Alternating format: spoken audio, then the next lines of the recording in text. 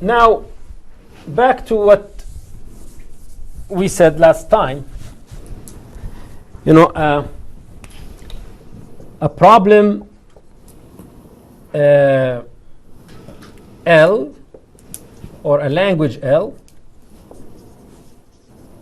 is decidable if and only if L is recognizable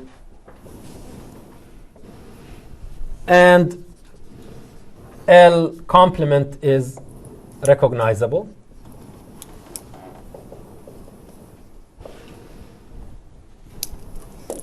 Now, of course, you know, here in this analysis tool,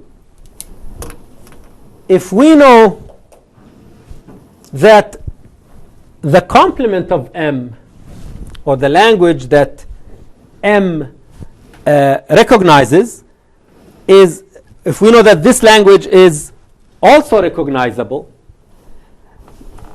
then we know that the program will terminate whether the string belongs to the language or not, whether the string belongs to the language or whether the result is accept or reject. We know that this will terminate, right?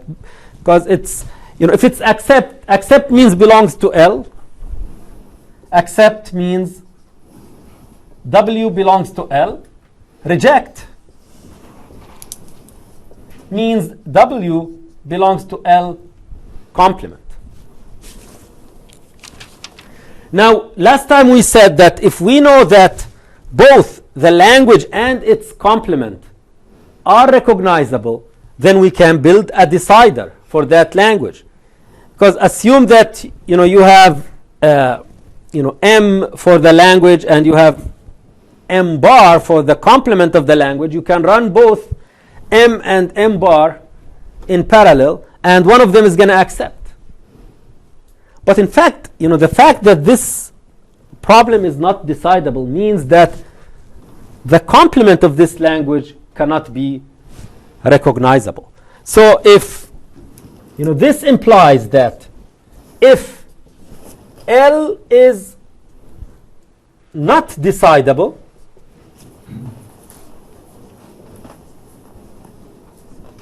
or undecidable, then either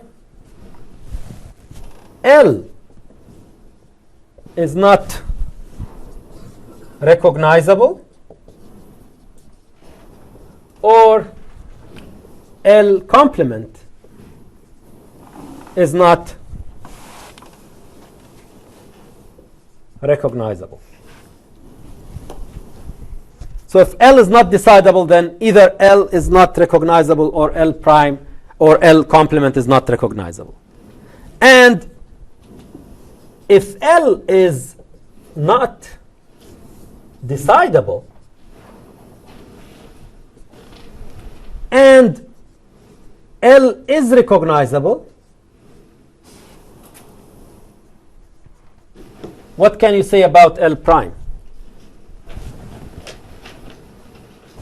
If L is not decidable or undecidable and L is recognizable, what can you say about L bar, the complement? It's not recognizable. It's not recognizable. Yeah, it cannot be recognizable.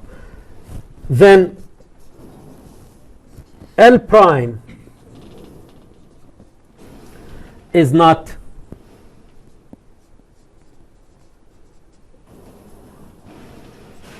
recognizable. Okay. So if a language is not decidable, then either the language and its complement are both unrecognizable, or at least one of them is unrecognizable. As we said last time, if both the language and its complement are recognizable, then we can run them in parallel. So here, you know, we can run M and M bar of W in parallel. And if one of them accepts, then we know what the result is. If M accepts, then we accept.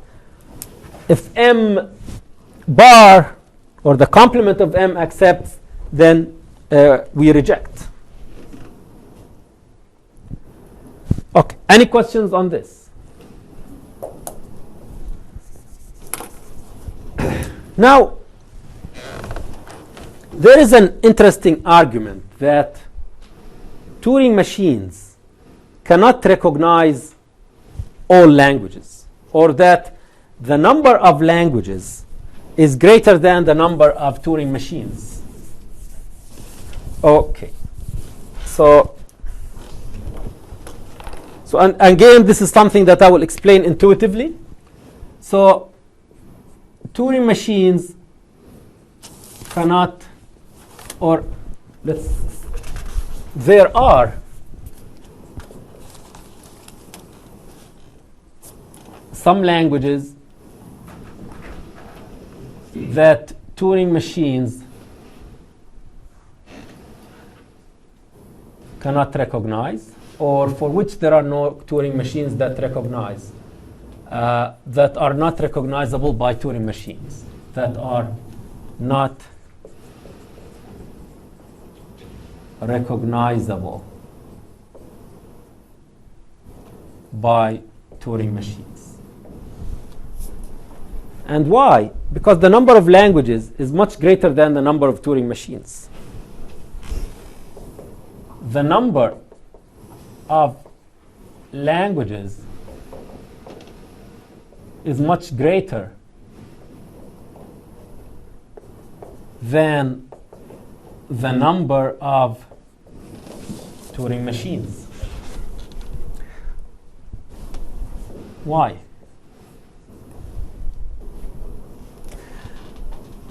Because the Turing machine itself, a Turing machine is a program, and a program is a string, and the number of strings is limited for a given alphabet, is limited by the number of elements in sigma star, so or is bounded by.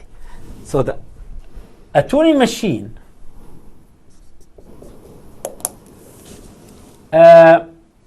has a specific encoding.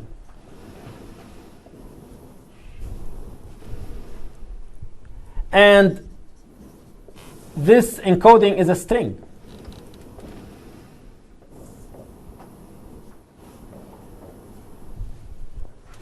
That belongs to sigma star. So the number of strings is bounded by the number or the size of sigma star.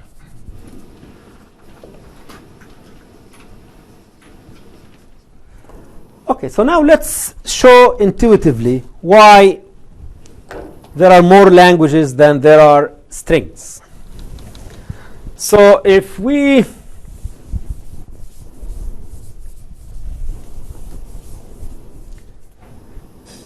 if your sigma is AB, your sigma star is going to be this, the set of all strings. The set of all strings is going to have epsilon, then it's going to have string A, string B, then the strings of length 2, AB, BA, AA, BB. So these are all the strings of size 2. Then you'll have the strings of size 3, A, B, etc. So these are the strings of size 0, then the strings of size 1, then the strings of size 2, and then the strings of size 3, but this is not all of them. So this is sigma star, what it looks like. Now when we look at the set of languages,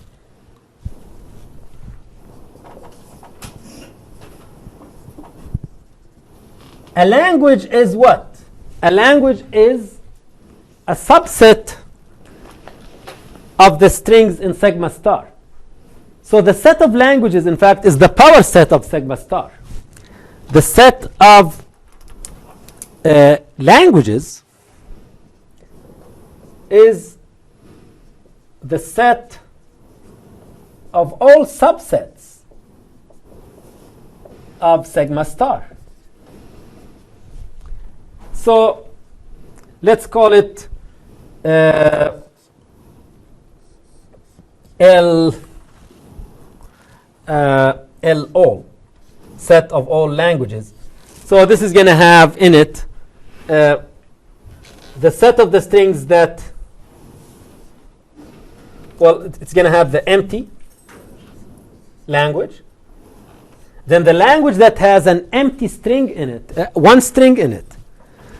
But the language that has one string in it is going to have, well, let's look first at this. Only this part of sigma star. Only this. So you will have, for these strings, you will have the set of all languages is going to have A by itself, B by itself, AB by itself, BA by itself, right? AA by itself, and BB by itself. So all the strings by themselves, then the set of languages that have two strings. So you will have, epsilon and A, then epsilon and B, epsilon and AA or AB. Now, does this convince you that the set of languages has more elements in it than the set of strings? So in fact, for this part, for this part of sigma star, you have like for 7 elements. The power set that corresponds to only this is going to have 2 power 7 in it. It's going to have 2 power 7 languages. So for 7 strings, you get 2 power 7 languages. Because each language is going to be, is either take or not take one of these strings. It's like, if you say this, 1, 1, I'm going to take epsilon and 1. Epsilon and A, I'm not going to take this, this, this. So there is like a, for each string in this language, you decide whether to take it or not. And there are 7 of them. And for each one of them, there are 2 possibilities, either take or not take. Then you have 2 power 7 languages that correspond to only this part. This part of the sigma star. Okay. In fact, we can say that, sigma star is a countable language, is a countable set.